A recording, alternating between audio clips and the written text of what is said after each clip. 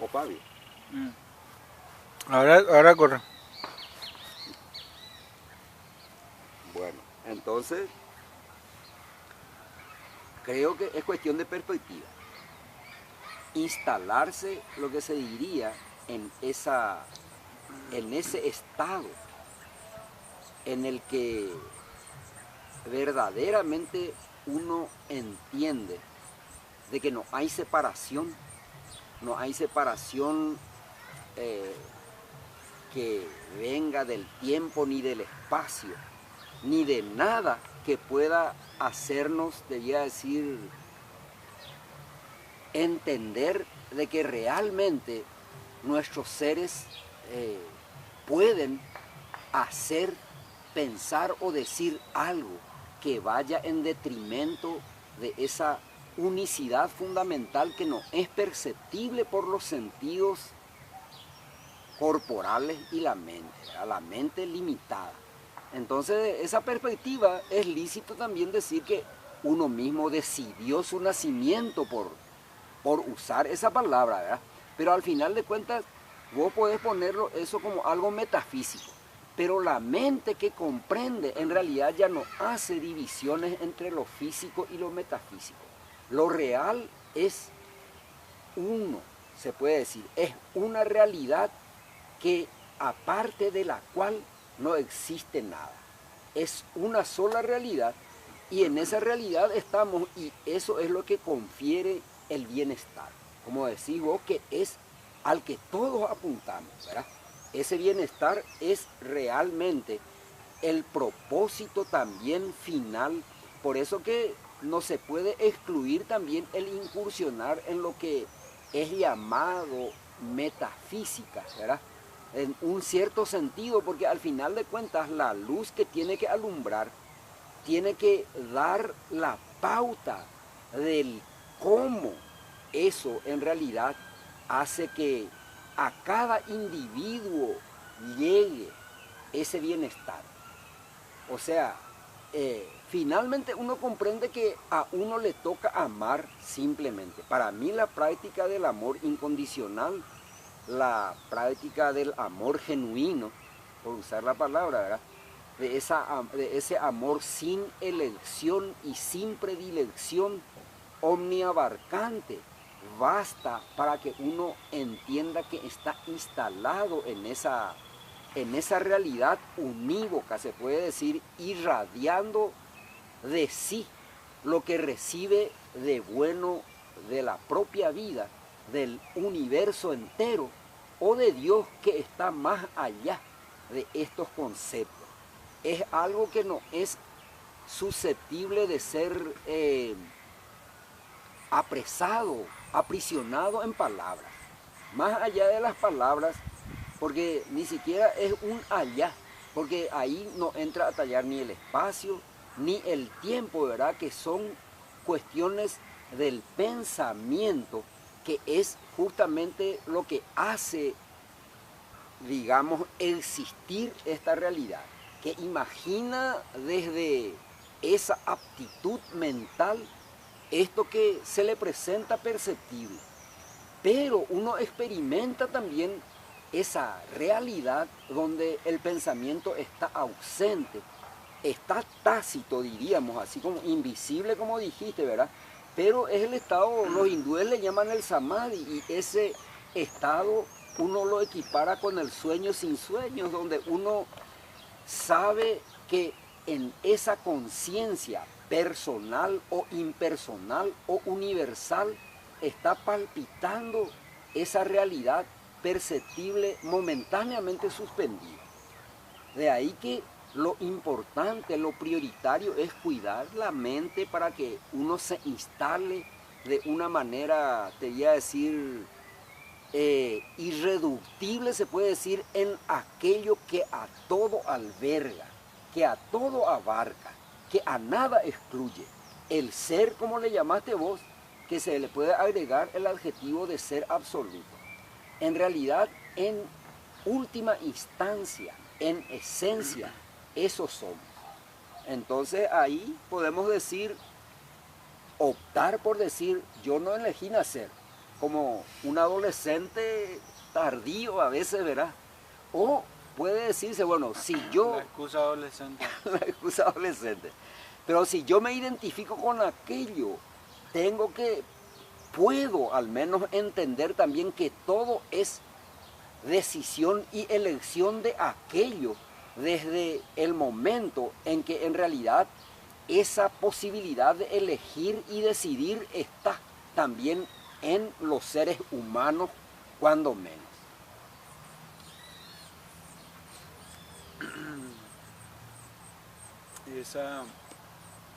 Ese tema de yo no elegí nacer, justamente yo le llamé la excusa adolescente. Exacto. Porque me acuerdo, creo que era uno de mis alumnos el que más o menos me planteó también así. O no sé si su mamá se quejó de él o algo así. Y yo le dije, bueno, ¿y qué es lo que vas a hacer entonces? Porque vos no podés decir cuando tu mamá o tu papá te dice, haceme esto, hacé lo otro. Y vos decís, bueno, no quiero lo hacer porque yo no pedí lo van a hacer. Entonces, esa especie de, vamos a decirle, de rebeldía. De excusa adolescente que vos también estás usando, ¿eh? No, pero yo la uso, o sea, evidentemente no la puedo usar como lo estaba usando mi alumno adolescente, pero me inspiré en él también para darle nombre, bautizar ese argumento filosófico. Tiene un sabor filosófico ese tema de yo no elegí nacer. Y acá hay varias posturas que pues, podemos considerar. Pero evidentemente lo que yo le estaba diciendo a mi alumno, de bueno, no puedo, porque cada cosa que no te gusta, decirle nomás a tu mamá, yo no elegí nacer. Entonces no me importa o no es mi... Porque es eludir básicamente la responsabilidad, finalmente. Menos podemos decirle a nuestra mamá o a nuestra papá de arriba. No, hasta se puede incluso... Se puede. De poder negociar. Se puede, ¿verdad? Pero, no, el tema es la negociación, porque el adolescente va a llegar a la adultez y entonces, como vos decís, ahí quizás vea lo que pueda con papá Dios, mamá naturaleza también. Jacob negoció con Dios. Y peleó. Abraham negoció con Dios. Jacob peleó con Dios. Moisés negoció con Dios. Entonces, desde esa perspectiva, Dios que está en uno mismo, uno negocia con Él. Hay que decir que eso es así, por la necesidad que tenemos de aprender lo verdadero, lo justo y lo correcto. Dios es todo eso en esencia. Dios lo abarca pero lo excede. Como justamente te conté lo que escribí hoy en el Twitter de que los otros no son ni buenos ni malos. Cada cual actúa condicionado por su propia naturaleza. Se puede decir desde una perspectiva, ¿verdad? Y más vale no juzgar. Entonces, en realidad, en ese sentido, uno lo que tiene que entender es de que verdaderamente a cada cual le toca ver lo justo, lo verdadero, todo lo bueno, ¿verdad? Desde su sinceridad entera y profunda, sin autoengaños. Eso es lo que realmente nos toca en el fondo, porque uno ahí ya decide lo correcto, que es lo que nos hace crecer como seres vivos. Podemos decir, pues vemos y advertimos que ese crecimiento se da en la naturaleza biológica, corporal, incluso de la vida.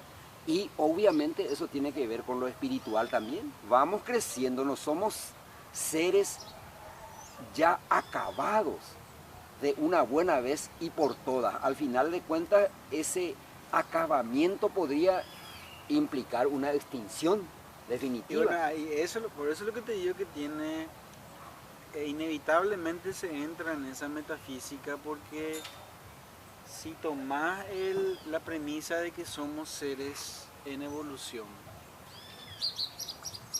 eso es lo que decía Vivekananda. Swami Vivekananda decía, ustedes no creen nomás en la reencarnación porque no se acuerdan, pero piensen profundamente y se van a acordar. Piensen nomás profundamente y ahí se van a acordar de sus vidas pasadas. Y bueno, y después tenés esa otra especie de caricatura que yo te dije, bueno, y que hay gente que cree en esto, que vos estabas en el cielo con Dios y estaban viendo tu expediente y tu carpeta y acá va a estar tu familia, esto van a ser, ¿entendés? Esta va a ser tu vida, así. Bueno, ¿estás de acuerdo que van a ser? Sí, estoy de acuerdo. Bueno, chao, pum, nacé. Y bueno, ¿y por qué el valor? Bueno, después tenés Vivekananda, después tenés eso, después tenés la excusa adolescente. Yo no pedí nacer, yo no elegí nacer. Bueno, y voy a decir, sí elegiste. Pero por eso, otra de las cosas relevantes también acá, lo que decía Wittgenstein, decía las verdades más profundas de la vida, solo uno puede pronunciarlas como bromas, como chistes.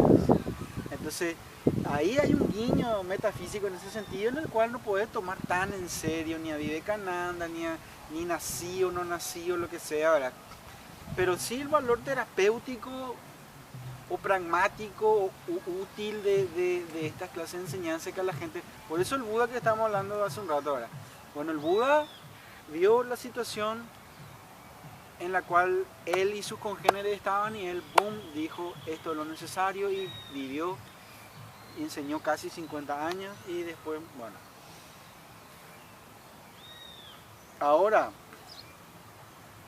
hay, para mí esas son, yo diría, cuestiones secundarias incluso, como te digo, porque todo para mí se deriva del bienestar, como te dije, ¿verdad? Y como vos dijiste hace rato, la dicha que no excluye el sufrimiento, sino que acepta el sufrimiento y lo integra y lo supera de alguna manera, ¿verdad? Y entonces ahí también se aplicaría lo que diría San Pablo de que vivos o muertos de Dios somos. No importa si estamos vivos, si estamos muertos, nada. Ahora, el bienestar en lo... Y por eso es lo que te digo, que esta narrativa del ego es lo que se puede estar presentando como la más útil, quizás. En el sentido de que yo controlo mi propio ego y vos el tuyo. Y quien sea, el suyo. Y ahí estamos en armonía. Ahora, desde el momento en el cual empieza a haber problema, conflicto, es porque alguien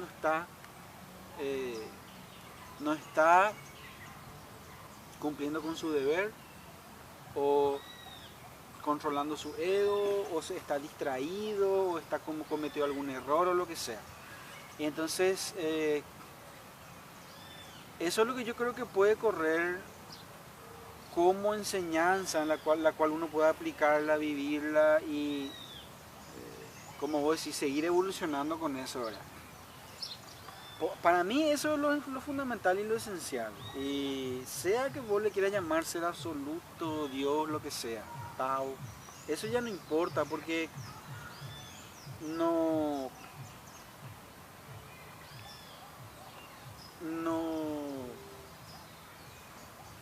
la no aceptación de una parte de la vida es que se te está manifestando, ¿verdad? Es evidentemente el sufrimiento, pues. Y es la paradoja otra vez de que el sufrimiento, si se te presenta y vos no aceptás al sufrimiento como tal, va a generar otra vez más sufrimiento. Y así, ¿entendés? O sea que te viene más sufrimiento porque mientras uno no, la aceptación, ¿cómo voy a decir? El amor es aceptación, servicio y entrega. Entonces si viene el sufrimiento, vos aceptás.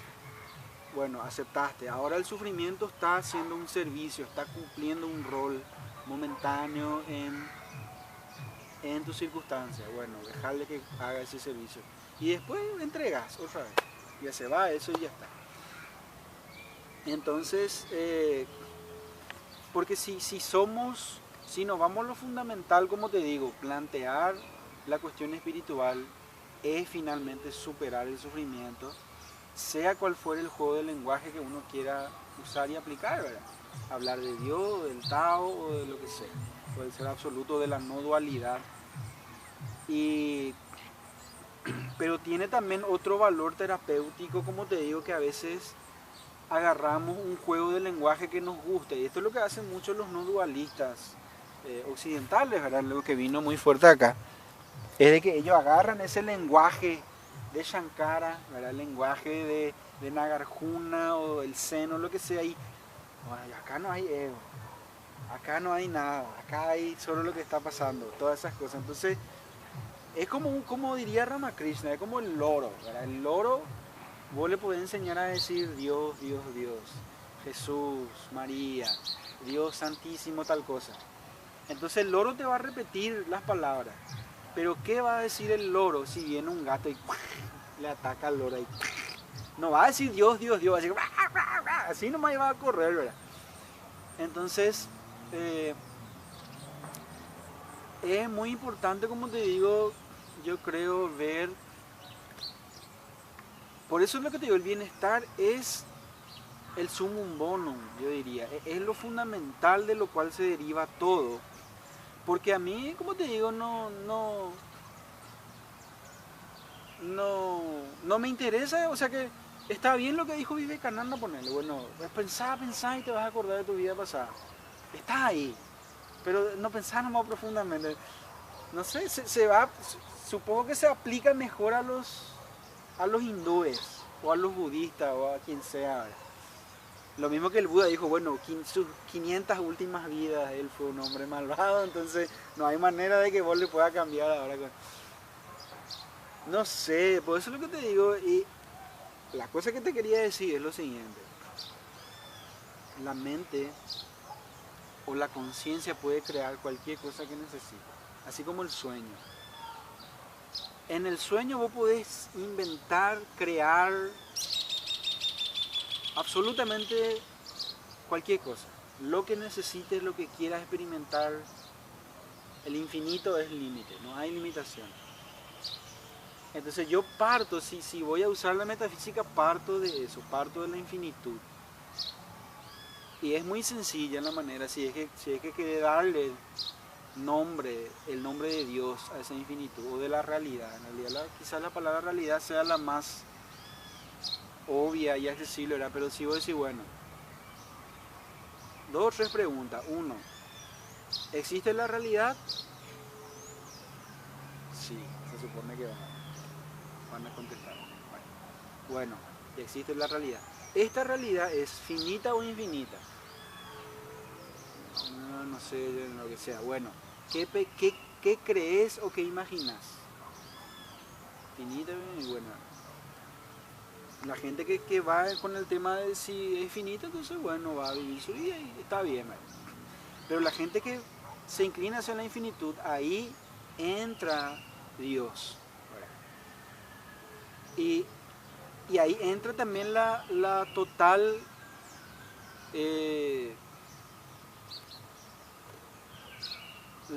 falta de fronteras en lo que respecta a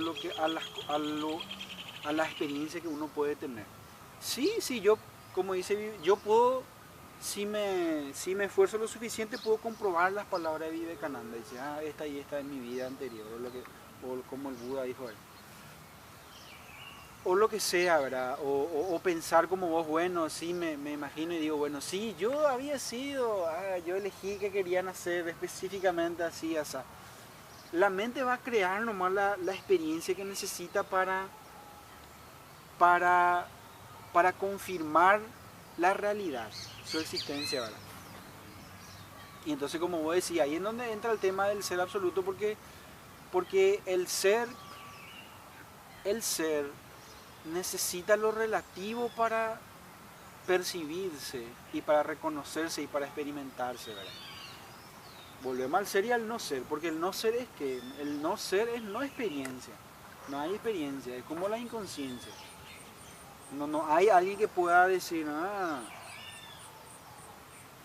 esto es todo oscuro ni nada por el estilo, no hay nomás nada, ¿verdad?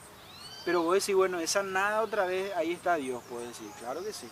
Pero finalmente, como nosotros funcionamos como personas, esa nada en la cual nos sumergimos en el sueño profundo, generalmente no tenemos esa experiencia de primera mano. Después al despertarnos sí nos damos cuenta y todo eso, ¿vale?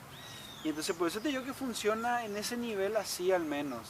Y como te digo, para mí está bien eso sí, yo no, pero uno puede tener la experiencia de que yo veo mi cuerpo durmiendo, ponele. O lo que sea, o la gente que manipula y que controla sus sueños y que puede volar, o eso se llaman los soñadores lúcidos. Vos te podés entrenar tu mente para conscientemente vos del estado a la vigilia entras en el estado onírico y estás lúcido, totalmente lúcido, así como estamos ahora. Y yo también pensé y dije, ¿será que me tengo que entrenar para ver?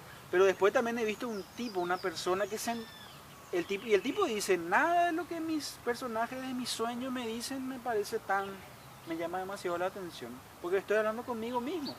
Pero esa es otra creencia otra vez. Pero te digo nomás que de todo uno puede hacer y la mente va a crear lo que necesita.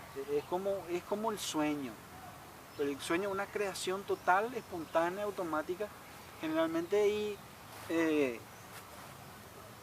sin limitaciones, exceptuando las del tiempo y el espacio, ¿verdad? Y de la cognición, que es lo que opera, pero aún así eso es mucho más maleable de lo que es normalmente en la vigilia, ¿verdad? Y entonces, eso es lo que pasa, por eso te digo, volvemos otra vez a lo fundamental. Y ¿por qué? Porque para mí claramente el ser es la experiencia. No podés tener una experiencia sin ser. Y no podés tener una... Y no podés... Es como el pez en el agua, ¿verdad? Todo lo que el pez va a poder vivir, nacer, vivir y morir es en el agua. Y está bien eso. No... Por eso te digo que también lo de Chuang Tzu, ¿verdad? De que el pez lo único que necesita es ir a la profundidad del estanque y ahí tenés todo. Pero hay, como te digo, la gente cuando entra en la espiritualidad o en la religión, la espiritualidad en general, ¿verdad? La religión también un poco, busca ese tipo de experiencias del más allá. Y de que el más allá y allá está Jesús o los extraterrestres o el Buda o las hadas o lo que sea. Bueno, y entonces, sea con la meditación, con la oración o las drogas o lo que sea que uno utilice para irte al más allá. Entonces después experimentar eso y después tener que volver otra vez al más acá. La reintegración y readaptación de ir de todo lo que vos querías que estaba más allá, ahora tenés que traer al más acá y estar en paz y vivir una vida normal estando acá, ¿verdad? Excepto que sea tu camino ir a donde Dios te lleve, ¿verdad? Pero vos vivís y tenés esas experiencias del más allá y ahora lo integrás al más acá. Entonces mientras volvés al más acá, otra vez te anclas al más acá, porque lo único ese es un dicho que dice, el único zen que vas a ir a encontrar en las montañas es el zen que llevas en vos o en tu mochila. Entonces lo que vos decías hace rato del ser, del Dios que está en nuestro interior. Y entonces por eso te digo, para mí yo soy, todo lo demás pende, mucho me parece, como decir, tela para cortar y todo eso, mucho me parece secundario, no, de lo que antes, por ejemplo, yo antes mucho me quería ir al más allá, pues, pero ahora voy recalando otra vez de a poquito al más acá y veo que acá está la felicidad, en la simpleza, en la llaneza, como voy a decir, la sinceridad. Quizás pueda decir algo también al respecto de eso. Porque eso también era mi especie de no obsesión, sino también tener una idea, lo que voy a llamar comprensión, de que llegamos acá y acá está el objetivo de la vida, el significado de la vida, el logro, ¿entendés? La meta. Y entonces, como te dije, como dijimos que el Buda se le presentó así, ¿verdad? Y los demás, Jesús, Lao Tse, todos los demás tienen su manera, el reino de los cielos, el Tao, o lo que sea. Pero quizás después nomás hable de eso, no sé qué me... ¿Qué me decías de esto? A mí me parece bien que vos te instales, como dirías, en el más acá, o sin ponerle ese más en el acá, en el aquí y en el ahora. Y a partir de ahí te concentres en buscar el reino de Dios y su justicia, que todo lo demás viene por añadido. Esa es una enseñanza que en realidad se aplica a cada uno para que busque en su interioridad ese reino o ese poder que hace posible el universo, ¿verdad? Que hace posible nuestra mera existencia, la de cada uno, ¿verdad? Es un poder que uno advierte que si no existiera tal poder, en realidad no podría existir nada. Esa es una de las cosas, y concentrándonos en eso, porque, o sea, uno piensa que hay tal poder o puede pensar también que no hay tal poder, pero cuando uno está planteando por medio de las palabras la realidad que se le presenta como discernible, como inteligible a cada uno desde la palabra no puede sino entender que hay un poder que permite que todo nuestro organismo esté funcionando sincrónicamente, armónicamente, aquí y ahora, y que realmente permita que hablemos, permita que estemos experimentando esta realidad. Hay un poder que no está en el poder de aquel ser venido a la existencia, o sea, de ese yo que se considera a sí mismo limitado.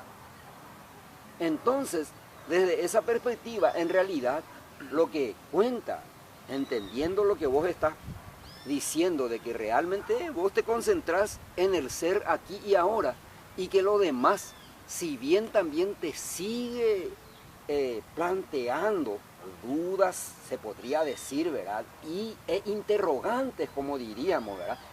Porque, ¿En qué sentido? y en el sentido de que mencionás que la gente, tal cosa, lo que la gente, ¿Qué cosa? y por ejemplo que la gente dice tal cosa en tal lugar y en tal circunstancia, o aduce algo, no me viene a la mente en este momento lo concreto que estabas diciendo, ¿verdad?